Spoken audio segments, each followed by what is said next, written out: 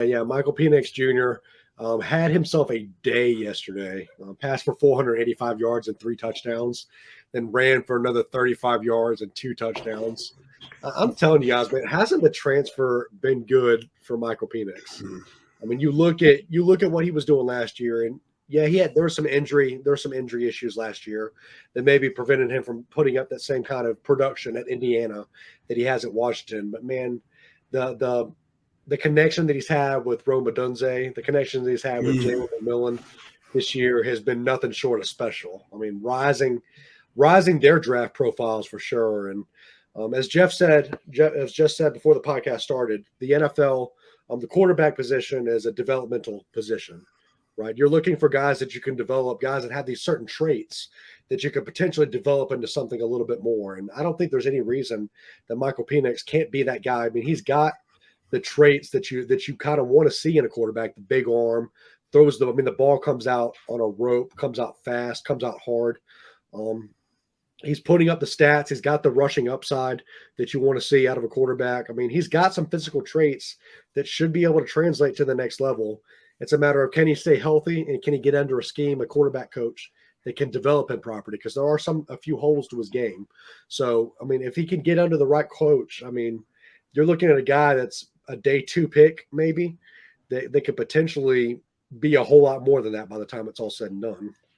Look, he's been balling all year, right? And honestly, if people are going to put Will Levis at, a first round draft talent, I don't know why, Penix shouldn't be in that conversation as well. I mean, when we did a little deep dive midseason, the biggest thing that held him back was injuries, right? Like, I mean, people liked him at Indiana. He just wasn't on the field enough, right? And consistently enough to just really put together, each of those strides. It's really hard, to develop and make developments and sort of improve your game when you're just constantly, in and out and unable to like practice, each of those things that you're learning kind of week in, week out. So yeah, I mean, I think the transfer has been good, but I think just being healthy this season has been, has given us the ability to just finally see what his progression could be like over a full season. And the NFL is thirsty for trying to find a quarterback behind Stroud and Young right now. And I mean, again, like they're propping Levis up there like nobody's business. And I think it just, people are desperate for trying to find some trait. And I don't know why Penix shouldn't be in that conversation with, I think some of the tools that he brings to the table.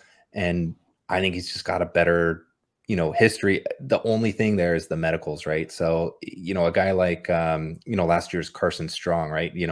Really good, pocket passer, good pocket presence, got a cannon, but, he had that knee issue and he, was either, I think he went to UDFA, because those medicals didn't clear out, right? So that would be, because of Penix's injury history, keeping him off the field, that'd be my one concern with something that could hold back his draft stock.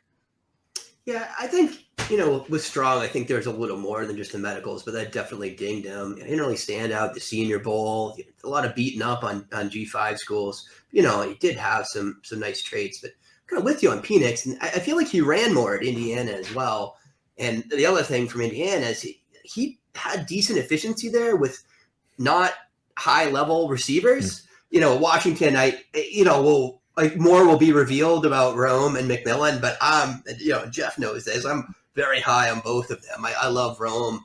I love McMillan. I think Rome's an NFL player for sure, and I think McMillan might be. He's probably coming back, but I love what Penix has done this year. And yeah, why can't he be the QB3 in this class? Like, I don't have a good answer for you. He's got an awesome touch. I mean, I spent so much time doing film on those wide receivers. There's a lot of really nice Penix throws there. There's a lot of him going through rotations, working under pressure, stepping up in the pocket or rolling out.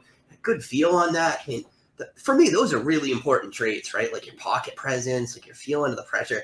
Talk about Levis. That's the stuff that like Levis is not good at, right? Like very little awareness of what's going on around him. So yeah, man, I'm with you guys. I'd be really excited if Penix has a meteoric rise to a round 1 draft capital situation this spring. That'd be a lot of fun.